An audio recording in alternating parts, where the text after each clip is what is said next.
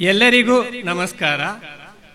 ವೇದಿಕೆಯ ಮೇಲಿರುವಂತಹ ಗಣ್ಯಾತಿ ಗಣ್ಯರಿಗೂ, ಸಭೆಯ ಮುಂದೆ ಆಸೀನರಾಗಿರುವಂಥ ನಮ್ಮ ಎಲ್ಲ ಸಹೃದಯಿ ಬಂಧುಗಳಿಗೂ,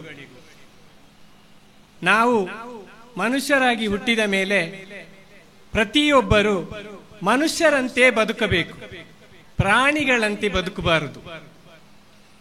ಈ ಕೂರದ ಮಣ್ಣಿನಲ್ಲಿ ಈ ತಂಗಾಳರು ಬಂದು ಅವರು ಆ ಜಾಗಕ್ಕೆ ಬಂದು ಕಾಲಿಟ್ಟ ನಂತರ ಅಲ್ಲಿ ಸಮುದ್ರದಲ್ಲಿ ಮೀನುಗಳು ಹೆಂಗೆ ಒಂದೇ ಸಮಯದಲ್ಲಿ ರಾಶಿ ರಾಶಿಯಾಗಿ ಒದ್ದಾಡುತ್ತಿರ್ತೇವೆಯೋ ಅದೇ ರೀತಿಯಲ್ಲಿ ಜನಗಳು ಆ ಜಾಗಕ್ಕೆ ಬಂದಾಗ ಅವರು ಪ್ರತಿಯೊಬ್ಬರಿಗೂ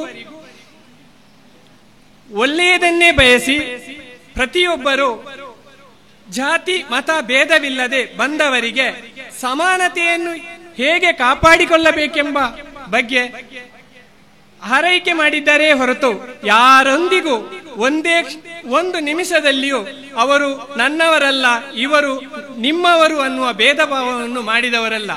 ಹಾಗಿರುವಾಗ ಈ ಸಮಯದಲ್ಲಿ ಅವರು ನಮ್ಮನ್ನಗಲಿ ಇಂದಿಗೆ ವರ್ಷವೊಂದು ಕಳೆದಿದೆ. ಅವರು ನಮ್ಮನ್ನಗಲಿ ಸ್ವರ್ಗಲೋಕವನ್ನು ಸೇರಿದರು. ಅವರಿಂದ ನಮಗೆ ಸಿಗುವಂತ ಆಶೀರ್ವಾದ ಎಲ್ಲರಿಗೂ ಸಮವಾಗಿರುತ್ತದೆ. ಅವರು ನಮಗೆ ಮಾಡುವಂತ ಆಶೀರ್ವಾದ ದೇವರು ಮಾಡುವಂತ ಆಶೀರ್ವಾದವೆಂದು ನಾನು ನಂಬಿದ್ದೇನೆ.